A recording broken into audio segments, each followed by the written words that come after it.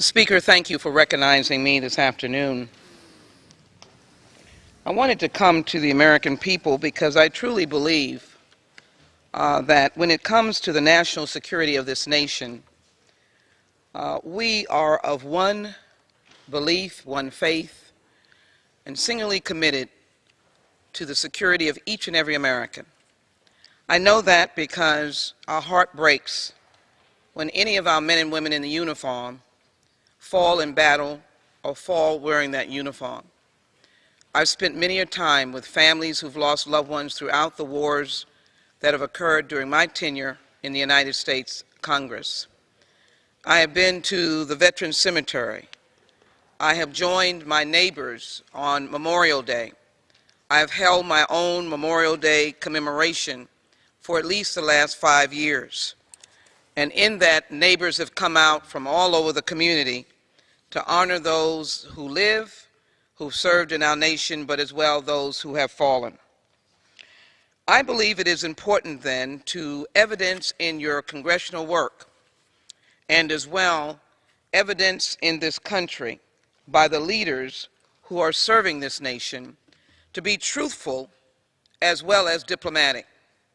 I have no quarrel with the issues of diplomacy. And may I stop for a moment, Mr. Speaker, and ask that we may have the opportunity for 5 days for submission of additional documentation and statements by members. Without objection. I thank you. I have no quarrel with the idea of diplomacy. I believe that even your enemies deserve the opportunity to explain themselves. So, as Secretary Tillerson had mentioned some months ago, he was interested in some encounter with North Korea. His describing of it, I believe, was that it would take some time and some initial meetings. Makes sense. We have not been able to change the minds of North Koreans and their attitudes toward nuclear proliferation for decades. Though we came close during the time of President William Jefferson Clinton, but counsel and advice advised him not to go further. I'm sure he reflects on that, and all of us wonder, and that was with the father, Kim Jong-un. So diplomacy is a reputable and reasonable approach to safeguard and secure the American people. I have taken as a responsibility as someone who has served on the Homeland Security Committee since the heinous and tragic and terrorist act of 9/11, and now serves on the Intelligence Subcommittee and the Cybersecurity Subcommittee, having served on the Transportation Security Committee as chair and the Border Security Committee, the importance of our national security. And now, as a ranking member on crime, terrorism, homeland security investigations, where it is important as well to assess the threats against the United States, I have come to believe the importance of developing an expertise in these national security issues so that we can likewise share with our constituents, but advocate here in the United States Congress of what more we should be doing. And I truly believe that we should be doing more. So before I frame the complete aspect of my discussion that will involve Trump and the need to protect the independence of the Special Counsel, but more importantly, Trump and Russia and the intertwining of the highest office in the land and the actions of Russia, but the actions of Putin's Russia and the actions of Vladimir Putin.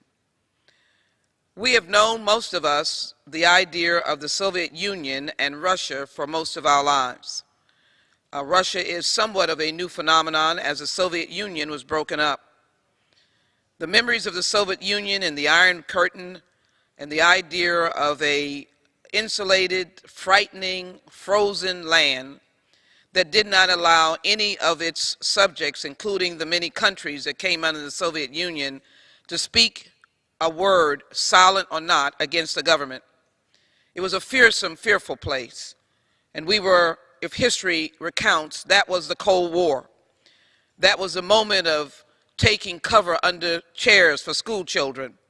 That was the time of President Kennedy's actions, and almost the brink of war with Khrushchev. Those were moments when the American people could understand, and they demanded that the United States not be frail or a failure against Russia. I do not ignore World War II, when Russia was a collaborator in the efforts of the Allies. I don't ignore that. But after that time, it was their choice to stand up against the world, and to stand up in a frightening way, until the doors seemingly began to crack open. And I, for one, as a student, welcome and cherish that possibility that Russia would turn to democratic ways, at least ways of giving opportunity to its people, giving them speech or free speech, giving them the ability to make decisions for themselves, to vote in fair elections. And for a period of time, that was seemingly the direction that they were going after President Reagan said, "Tear down that wall." What a bright light. I think it is important to note these were Republicans and Democratic presidents who understood what our role was and is. What is America's role? If you travel in the most limited way, no matter what continent you go to, you will find that the people of the continent look to America for hope, for the standard bearer of democracy and human rights. And if no one else turns on the light and shines it on the dastardly behavior of their despotic leaders, they can always count on America to make a difference. That is what I have grown to know as a member of the United States Congress.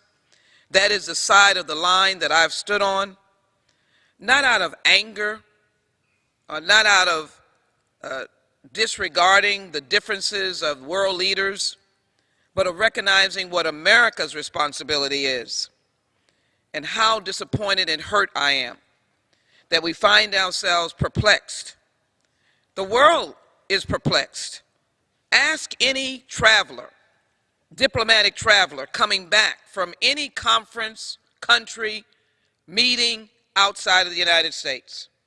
Do a poll at the international airports from New York to Washington to Houston, and they will tell you that the world asks, what in the world is going on? Because for one, they don't have that voice of reason in the United States foreign policy coming out of the White House. They do not see that standard bearer of standing up for human rights and women's rights, of understanding their plight. And in particular, they don't understand why our voice is silenced. Now let me compliment many of the former members of cabinets going as far back, I guess, as Reagan and beyond, who are still speaking about our true values of the whole issue of dealing with those who are evil and confronting them outright. Mr. Speaker, I am not suggesting that we turn to war at every moment.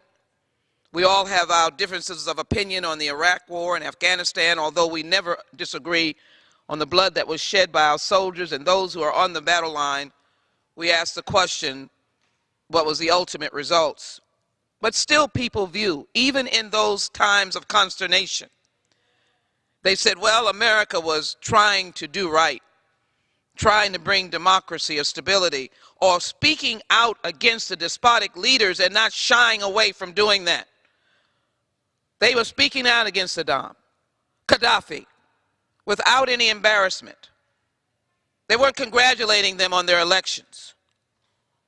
They were acknowledging, from the continent of Africa to the Asia Pacific, to South and Central America, to the halls of Eastern Europe and beyond, and any other place I've not mentioned, America would comment, either in the United Nations, on its disappointment on how countries treated its people.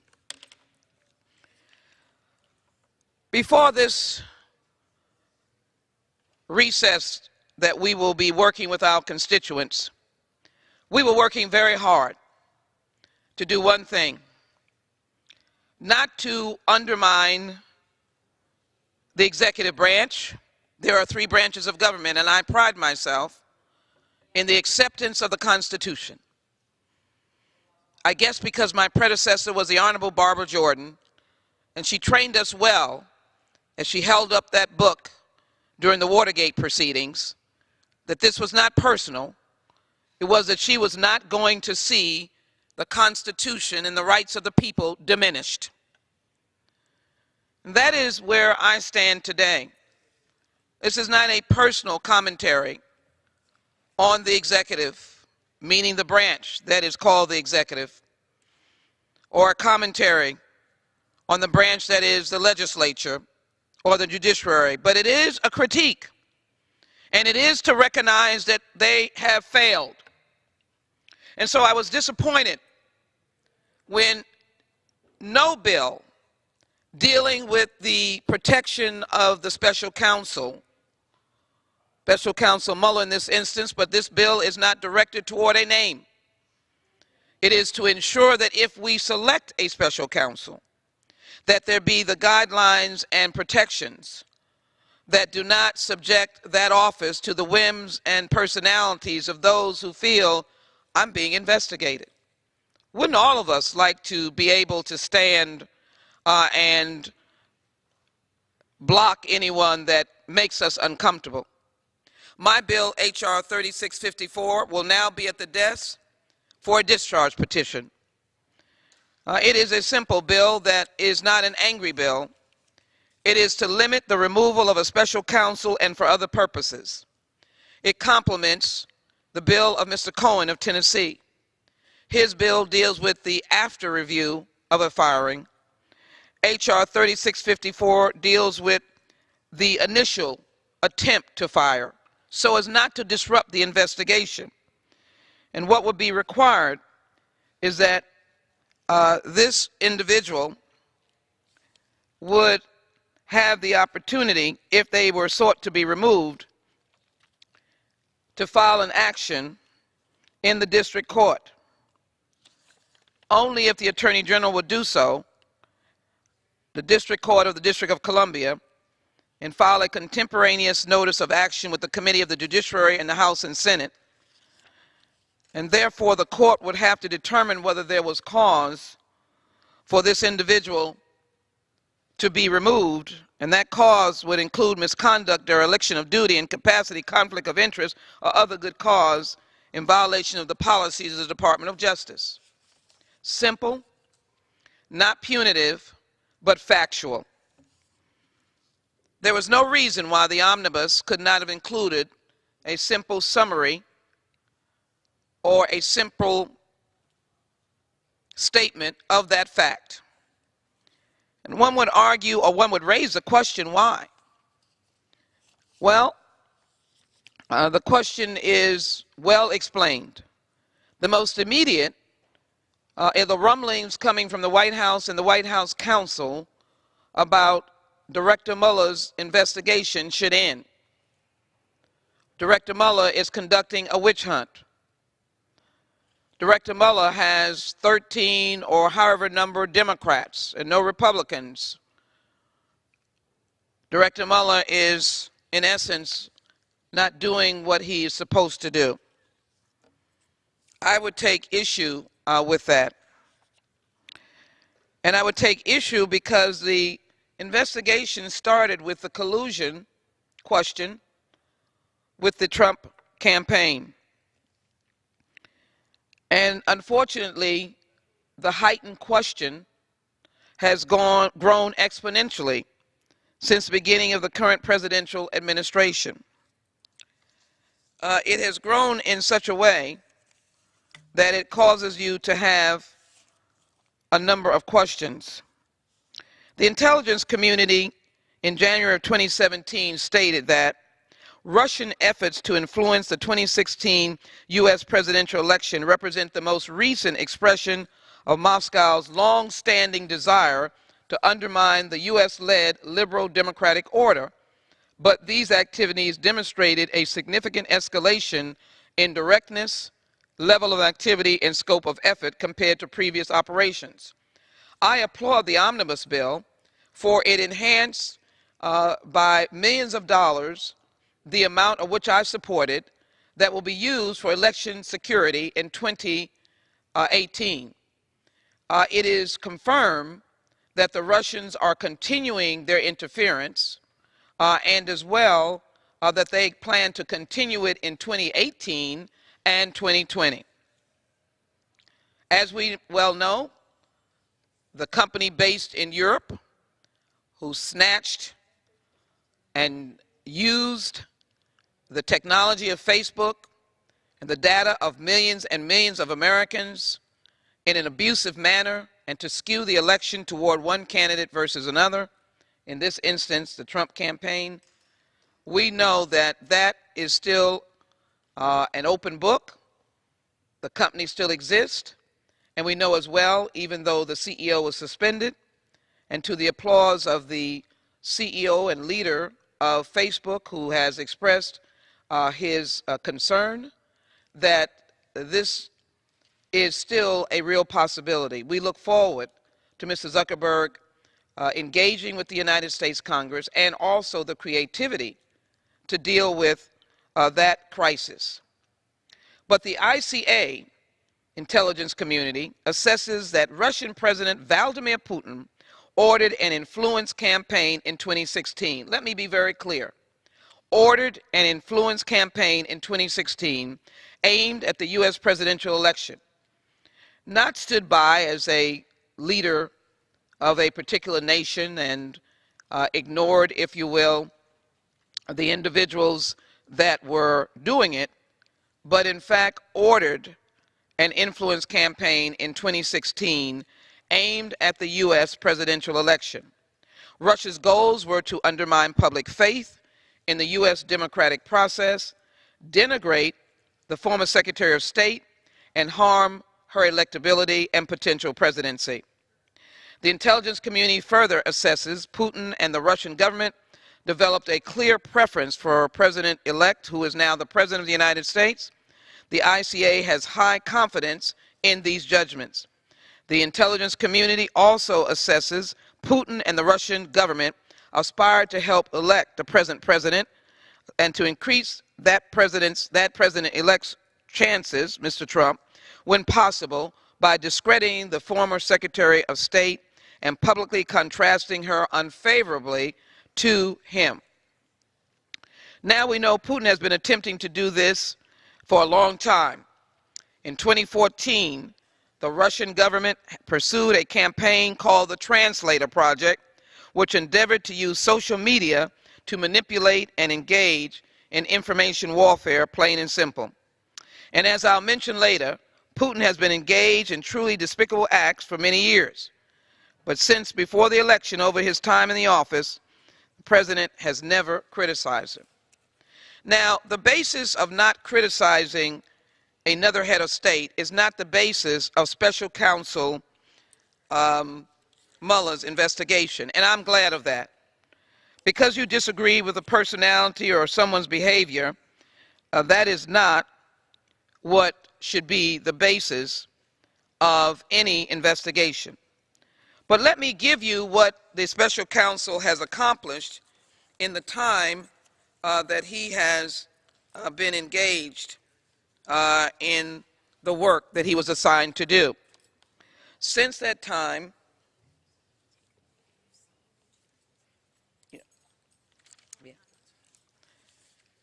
Madam Speaker, I temporarily yield the floor to my colleague from Utah, the distinguished Mr. Curtis. Yields. For what purpose does the gentleman from Utah seek recognition? Madam Speaker, I ask unanimous consent to take from the Speaker's table the bill H.R. 4851 with a Senate amendment thereto and concur in the Senate amendment. The clerk will report the title of the bill and the Senate amendment. H.R. 4851, an act to establish the Kennedy King National Commemorative Site in the state of Indiana and for other purposes. Senate amendment in Section 3, strike subsection D. Is there an objection to the original request of the gentleman from Utah? Without objection, the Senate amendment is agreed to, and the motion to reconsider is laid on the table.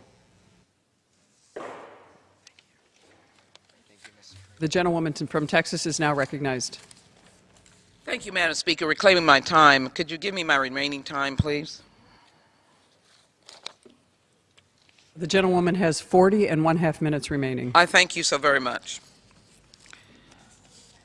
I think I was in the middle of saying that because of different personalities or the different way that an individual leads, that is not the basis of anyone having to be investigated. I was talking earlier about the translator project. We know that Mr. Putin has been attempting to intrude in our elections for a very long time. And in 2014, the Russian government pursued a campaign called the Translator Project. This is the Russian government's campaign, not the campaign of the United States, which endeavored to use social media to manipulate and engage in information warfare, plain and simple. They obviously were more than successful in the 2016 election. And as I'll mention later, Putin has been engaged in, I said this before, but it's worth repeating, truly despicable acts for many years. I just pause for a moment to say that many people don't realize the kind of direct involvement that Vladimir Putin has over the most minute things happening in Russia as it pushes out to what is perceived as Russia's enemies. The Russian people are a wonderful people. I look forward always to engaging in them. There is a large Russian population in Texas and all over the nation. We welcome them who have come, some fleeing persecution, others in other matters. But I think it's important to note that there are Russian spies here in the United States every day trying to co-opt and turn an American citizen to work for them.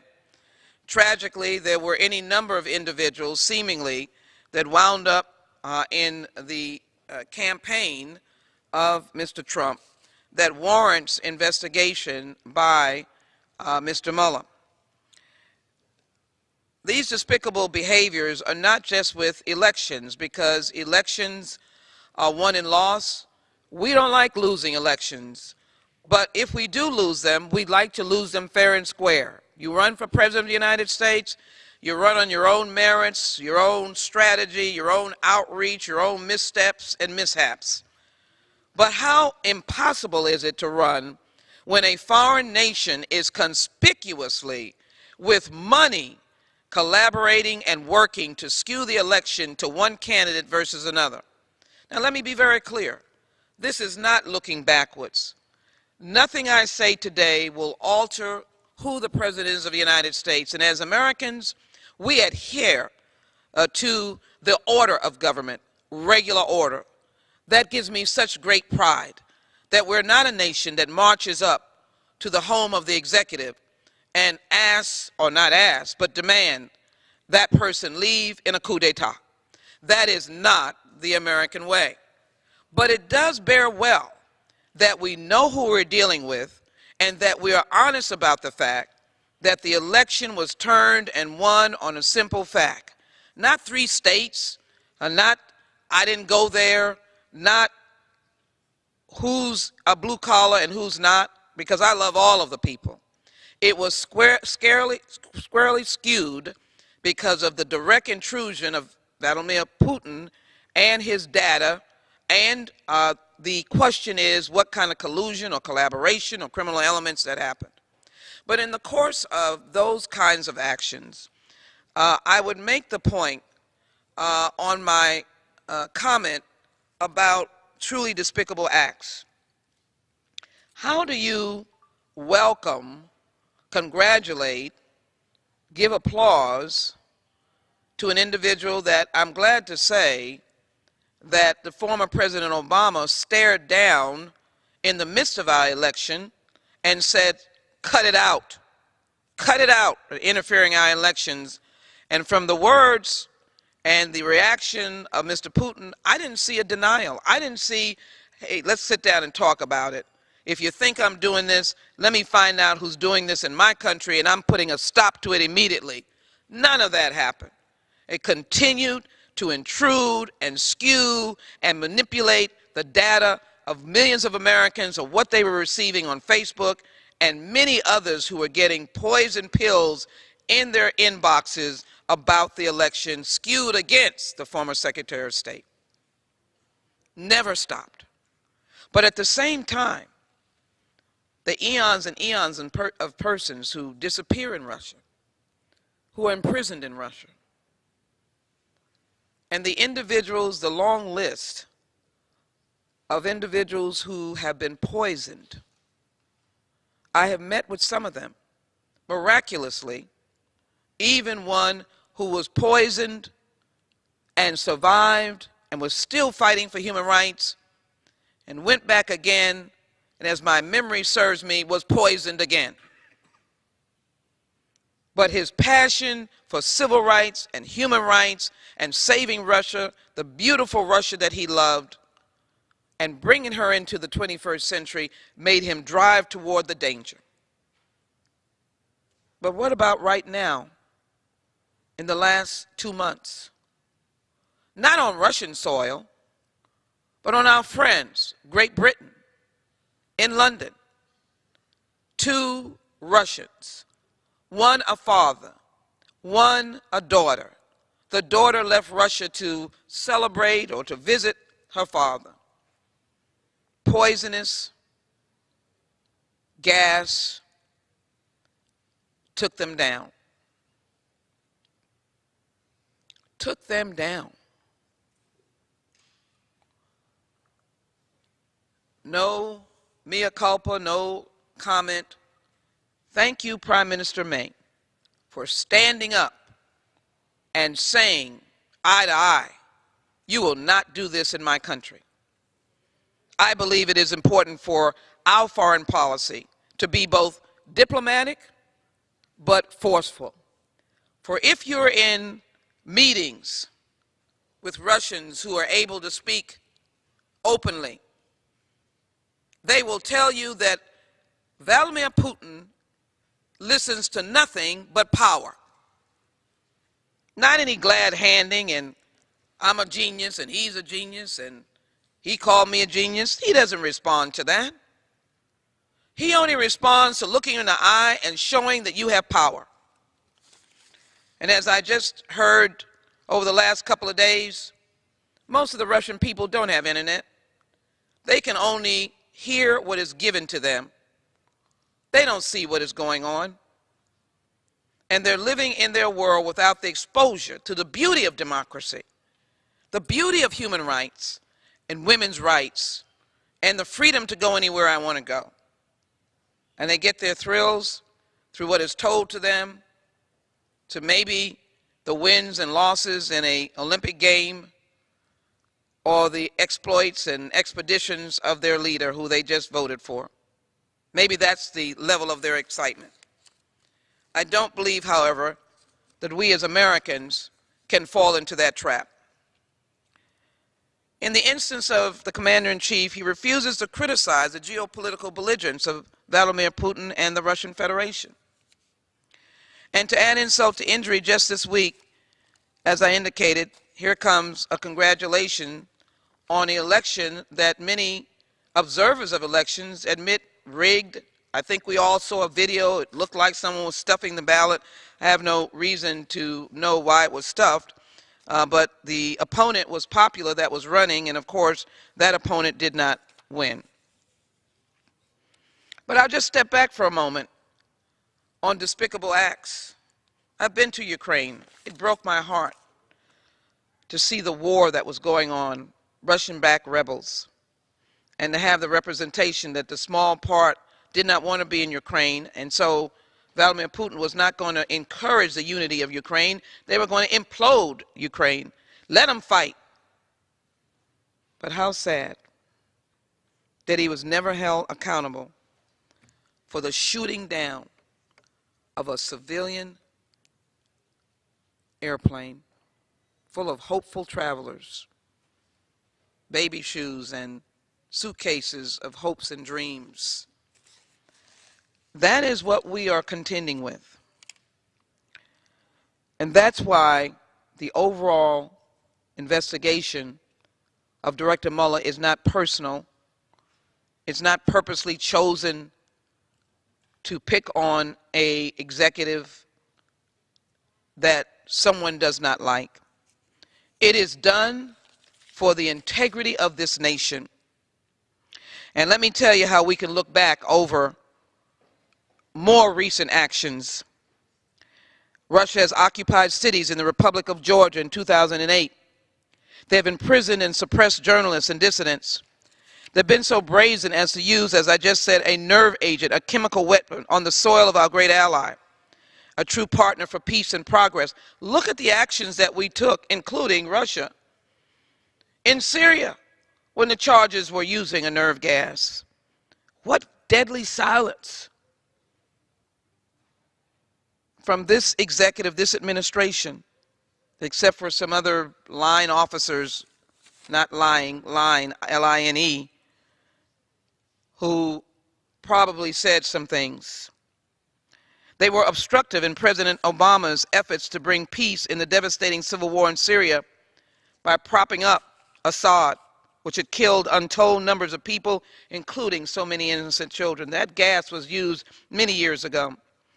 In an even greater escalation, they launched a missile at a civilian passenger plane, killing 298 on board Malaysia Airlines Flight 17, as I said. While they were doing all this, the Russians were impervious to criticism beyond reproach as far as they were concerned. Power is what they understand, firmness and sternness, and a solid policy. Oh, we'll negotiate, we'll deal with diplomacy, but you have to stop your bad behavior. While they were doing all this, people were suffering. In 2011, Russians went to the polls for seats in the Duma. After the election, there were allegations and questions surrounding the integrity of the vote. This soon turned to protests. Mr. Putin, for some bizarre reason, blamed the former Secretary of State for this. This has been a grudge he has held against her, and he was committed to doing anything to destroy her. The former secretary has said before on the floor of the chamber, or I have said, she is a stateswoman. If the words that she provided gave any comfort to those protesting, that's fair game. There were no weapons. There's no nerve gas. It was people clamoring and holding on to positive words by a person of status during the time of her leadership, that what was happening in Russia was wrong. And the reaction of President Putin should have been, let me move my nation into the 21st century. Let me not attack a woman of statute and excellence, a true public servant, because she was not shy to point out injustices and improper behavior, which we should do for despots around the world. While she was Secretary of State, this body passed and Obama signed the Magnitsky Act, which imposed sanctions on many Russian oligarchs, long overdue. 2013 was a big year for the United States' relationship with Russia. It was in 2013 that Secretary Clinton left her post. Also in 2013, a company named the Internet Research Agency registers in Russia, and they are a social media troll farm. The IRA would form the basis of the Translator Project, announced in April 2014. The IRA's job is to spread disinformation and misinformation through fake social media profiles, and they were at their peak in the 2016 election.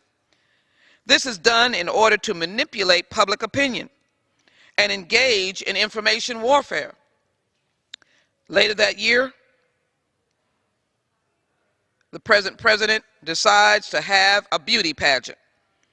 While in Moscow in November 2013, Donald Trump meets with Oligarch and Rob Goldstein in order to try to build a tower in Moscow.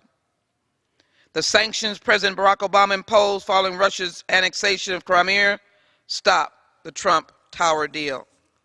How dare anyone say that the past administration was weak on Russia?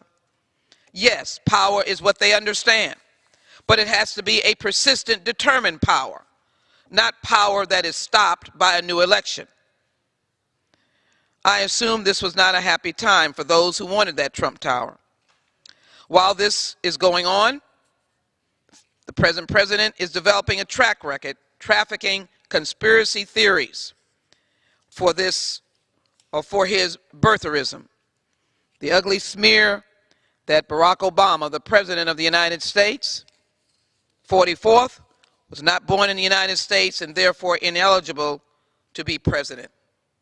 I watched this smear through videos and interviews, and just to the point that many of you recall, that in the midst of his presidency, only because he desired to do so, President Barack Obama showed his birth certificate. What an ugly attack. I was also there at the television and radio and journalists event when both President Obama and the present president were there, when the president, with a sense of humor, had a video played of Lion King and said to the laughing audience, "There's my birthplace." I'm glad he had a sense of humor, but it was an ugly attack on a legitimate president of the United States who will have a wonderful history to look back on.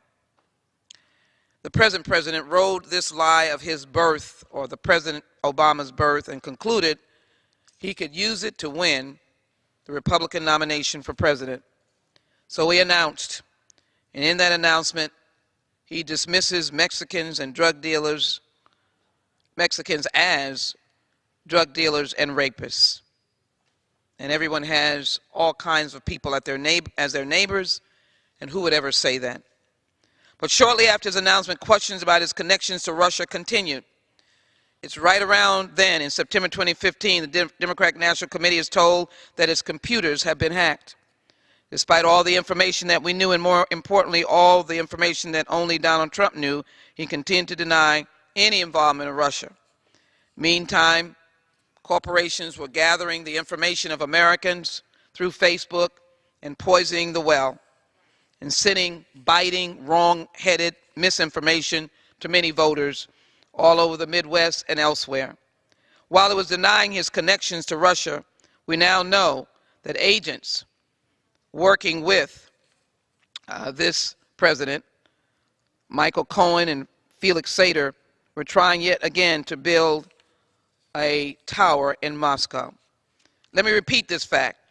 While he was actively running for President of the United States, there were business agents actively pursuing a real estate project in Russia and denying it. Now, as I have said in my commentary, it is well known that the only thing that Vladimir Putin understands is power. And anytime you are going to beg, you can be assured he will use that against you, or use that to manipulate you and anyone else that's associated with you. Mr. Speaker, I'm concerned about the safety and security of the American people. This Congress should be concerned. Republicans should be concerned. Today I said that the investigation by Special Counsel Mueller is not a red line being drawn or a blue line. It's a red, white, and blue lines which represent the American people. None of us should, for political reasons, attempt to quash the truth. And the truth about Mr. Putin is all he wants is power, and all he wants is to dominate the democracy and the greatest democracy in the world, and to quash the leadership position that America holds, and the admiration that the world has for America, and the desire for most of America not to be, most of the world, not to be Russia, but to be America. And all we do is fuel his ability by subordinating ourselves to him, his so-called greatness, his phony election, and his tampering with our elections. This is a difficult time. Many of you remember the name of General Flynn. He was a senior advisor to the Trump campaign, and one of his most unfortunate episodes was his time at the Republican convention shouting, "Lock her up, lock her up." That might be the core reason why some of my colleagues, even today, are sneaking through a subpoena to try and sneak through and bring back documents to attack the former secretary again. A unilateral subpoena, not one that was joined in or even asked to be joined in by Democrats and Republicans. That's unfortunate, because we have never in the Judiciary Committee issued subpoenas without a vote. But now, to make havoc because of the very fine work of Special Counsel Mueller, it's going to be a tit for tat. So here we are with a tit for tat. But if we recall, in December 2015, Mr. Flynn went to Moscow, sat at a dinner with Mr. Putin and Jill Stein, the 2016 Green Party candidate, to mark the 10th-year anniversary of RT, the Russian TV. Just months later, in February 2016, the Translator Project, the endeavor to weaponize social media information, revealed their themes: to support a number of candidates and to ruin the former secretary. March 2016 was a critical month, too. March 2016 was the month when the campaign manager of the former secretary had his emails hacked. March 2016 was also when the present president had a meeting of his national security team. Present was this famous man, George Papadopoulos. Unfortunately, one of those indicted, sitting in a famous meeting of great leaders for national security and foreign affairs. He was a foreign affairs aide and even mentioned publicly as a great mind of foreign affairs by the present president. But in May of 2016, he got drunk, a little inebriated, at a London wine bar and told a diplomat of a friendly country of ours that the Russians had dirt on the former secretary. And then in June 2016, we have the infamous Trump Tower meeting, where operatives of the Trump campaign were told about derogatory information about Russia, and one of them said, famous words, "I love it." In the GOP convention, the GOP actually changed its platform to be more friendly to Russia, a foreign despotic power that is aggressive around the world, that have shot down airplanes, support rebels to undermine governments, and even prop up the leader in Syria as people die in the streets. It is a question of how a Republican platform at their convention, quite contrary to all of what most know of Republicans, to be friendly and have a friendly pro-Russian platform and friendly to a Ukraine that would oppress her people. Then after another operative name appears on foreign logs, that person resigns from the campaign. Another Trump associate encourages WikiLeaks to hack the Clinton emails. We know this because we have heard of direct messages between WikiLeaks and operatives of the Trump campaign. Their names are famous. Even predicted that leaders of the former secretary's campaign would have their time in the barrel. This tweet was sent on the same day as the infamous Access Hollywood tape, where Trump boasted about actions that all of us find appalling. The election happens. In the backdrop, of the poisonous emails, the tampering by Russia, the spewing out of millions of Facebook connections, skewing the election, and the person they wanted to win wins. Yet even after the election, the connections to Russia do not stop. Rather than using the power that Putin needs to see from the United States to protect the American people, we just fall into the molasses and continue to throw sugar on this leader. We hire the National Security Advisor, who was sitting at the table with Mr. Putin, in some way related to advocating for Mr. Putin's high level of respect in the country. He was accused of lying to the FBI about meetings with Russians, and that news was made public. When that news was made public, he was fired.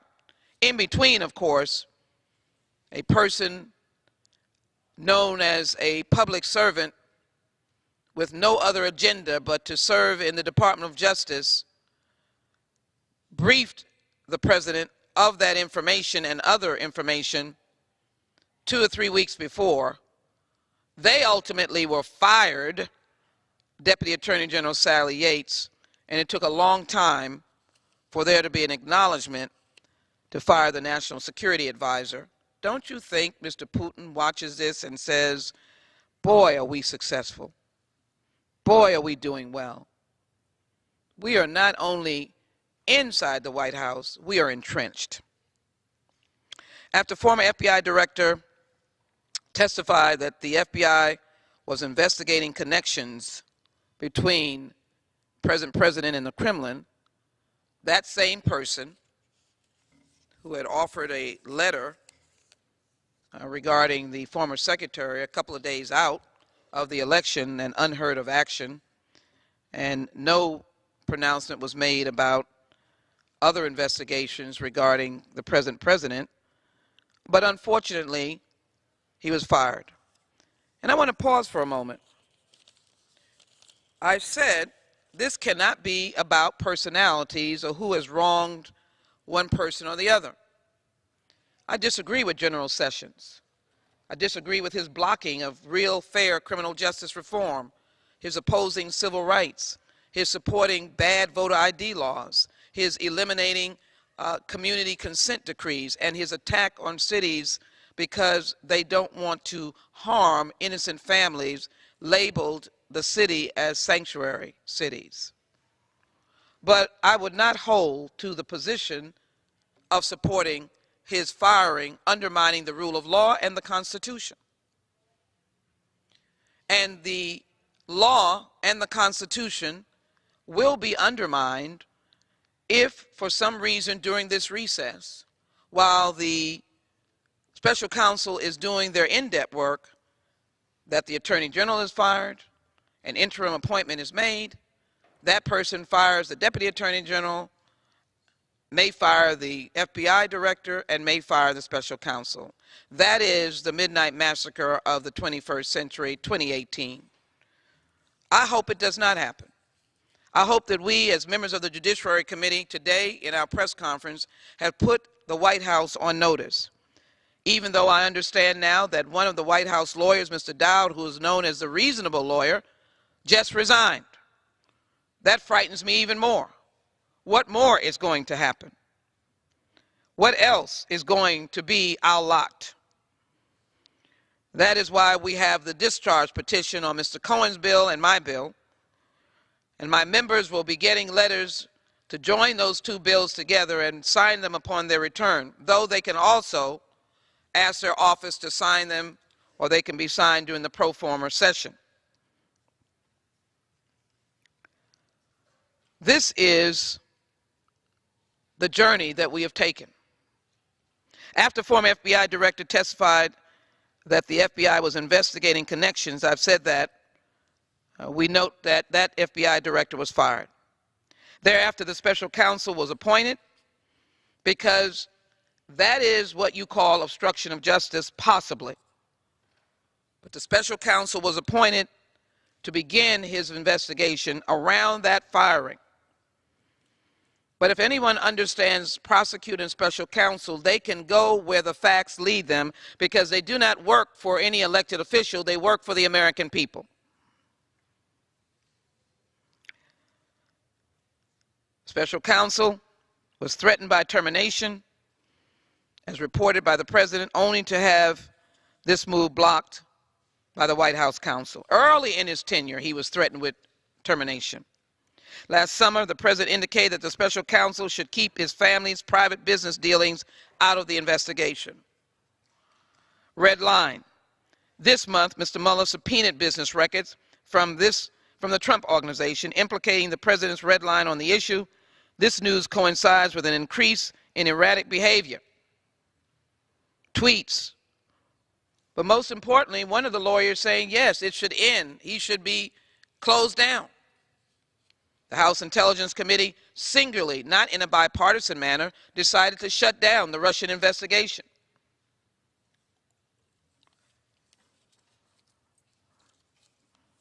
Without any consultation with our friends on the other side of the aisle, the Democratic members. Just as I indicated, a subpoena may be being issued by Republicans of my committee, the Judiciary, with no consultation of Democrats. We don't know what Mr. Mueller may discover, but we do know that there has been much discussion on a number of operatives. We also know that the minority had to release their own report for the House Intelligence Committee. The opening paragraph says, HIPC's majority's move to release to the House of Representatives its allegations against the FBI and the Department of Justice is a transparent effort to undermine those agencies, the Special Counsel and Congress investigation. It also risks public exposure of sensitive sources and methods for no legitimate reason. It goes on to say DOJ met the rigor, transparency, and evidentiary basis needed to meet FISA's probable cause requirement by demonstrating contemporaneous evidence of Russia's election interference, and I'm reading from an unclassified document concerning Russian links and outreach to Trump campaign officials, Page's history with Russian intelligence, and that we would assume would be Carter Page, and Carter Page's suspicious activities in 2016, including Moscow, all individuals affiliated with the Trump campaign. It further says that the Christopher Steele's raw intelligence reporting did not inform the FBI's decision to initiate its counterintelligence investigation in late 2016. By the way, it reinforces my statement that they were investigating the Trump campaign. No one bothered to offer that in a public setting. That was seemingly unimportant to the American voters. But this document is unclassified, and most members have had a chance to peruse it, as I've done, and frankly, it is tied up into our weak response to the despotism of Vladimir Putin. And so, as I said, this is not about a personality challenge. It is important to take note of the fact that we have an obligation. Just as the Cold War presidents had an obligation to protect the American people of what they perceived to be an attack from the Soviet Union. Although collaborated in World War II, the attitude changed. The people were frozen in time.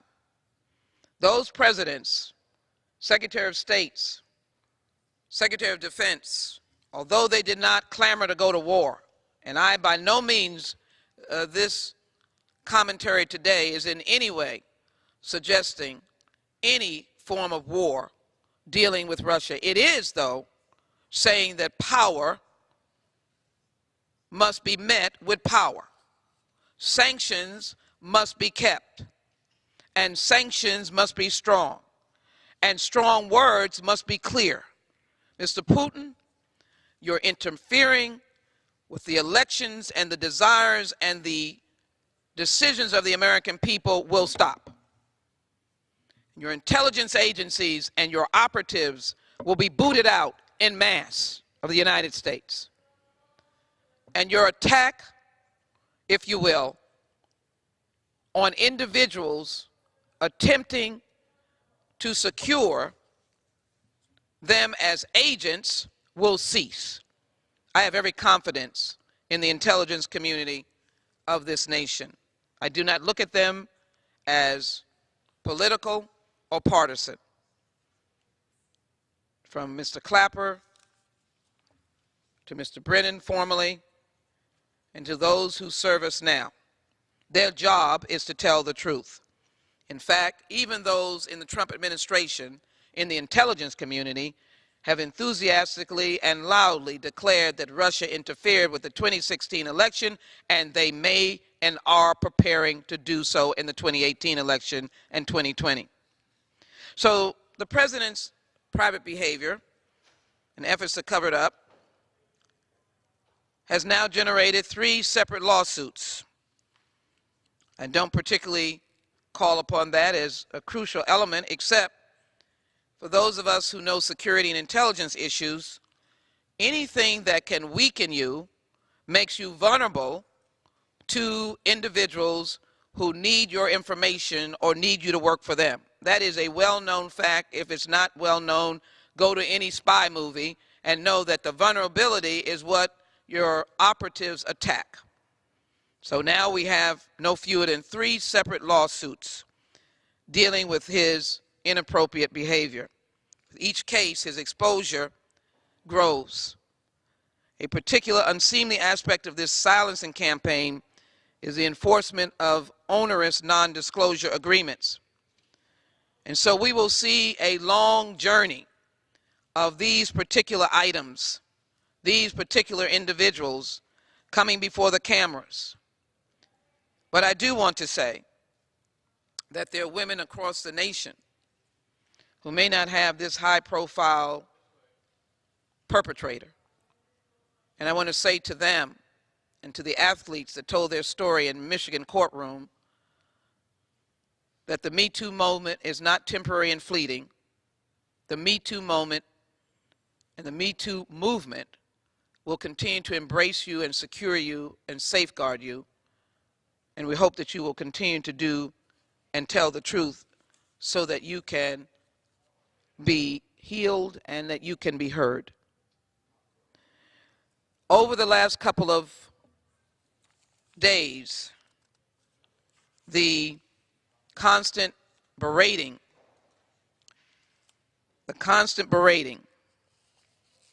of this special counsel has been frivolous. And let me tell you why. Although the special counsel has since indicted, or let me rephrase that, the special counsel is not doing frivolous work. The special counsel has since indicted 3 companies and 19 individuals, including the president's former national security advisor, his former campaign chairman, his deputy campaign chairman, and secured guilty pleas from 5 individuals, including 3 senior members of the Trump campaign. Trump continues to decry the special counsel's investigation as a hoax.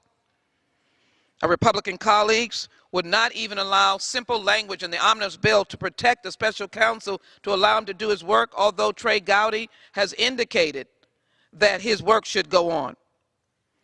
And then to attempt to suggest that the special counsel is going after him personally as a Republican, a Democrat, or that it is a witch hunt, I argue vigorously against it. We need to find out the truth about Russia.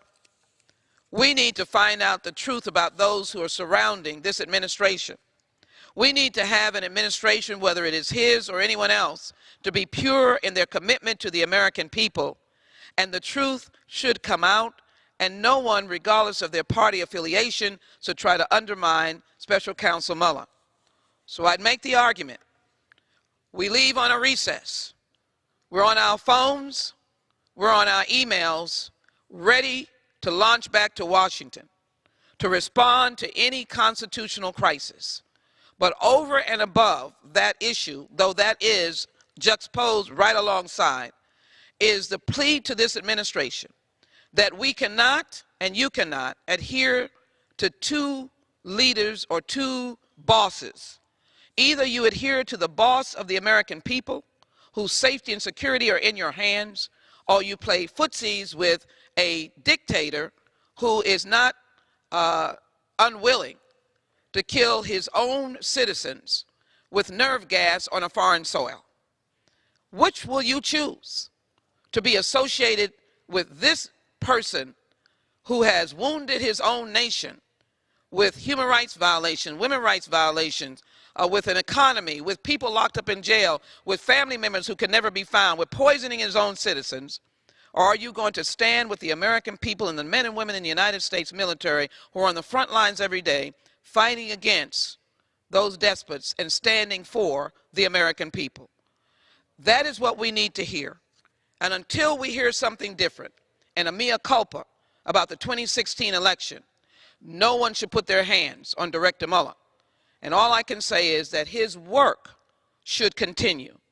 I should not be involved with it. Committees should not be involved with it.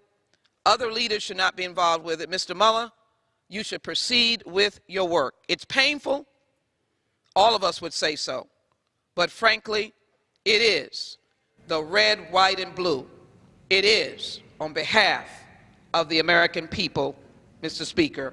And with that and my plea for power towards Mr. Putin on behalf of the American people and for dignity for this president on behalf of the American people, I yield back. Lady yields.